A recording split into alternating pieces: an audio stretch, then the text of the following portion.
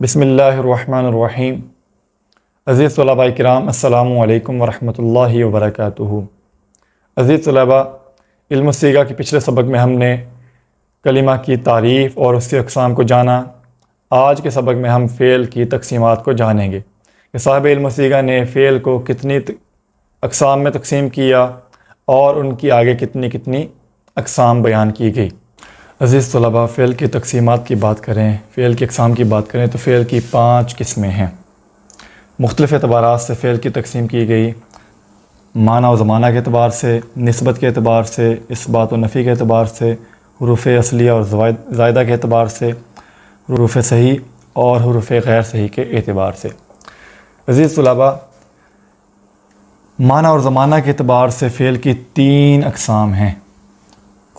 کون کون سی؟ فعل ماضی، فعل مضارع، فعل امر۔ اگر نسبت کے اعتبار سے بات کریں تو فعل کی 2 قسمیں ہیں، فعل معروف اور فعل مجہول۔ اگر اثبات و نفی کے اعتبار سے بات کریں تو فعل کی 2 قسمیں ہیں، فعل مثبت اور فعل منفی۔ اگر حروف اصلیہ اور زائدہ کے اعتبار سے بات کریں تو فعل کی 4 اقسام ہیں، ثلاثی مجرد، ثلاثی مزید فی، رباعی مجرد، رباعی مزید فی۔ اور اگر 5ویں قسم کی بات کریں کہ حروف صحیح اور غیر صحیح کے اعتبار سے تو صاحب علم الصیغہ نے فعل کی 4 اقسام بیان کی۔ وہ کون کون سی؟ صحیح، محموز، مضاف اور معطل۔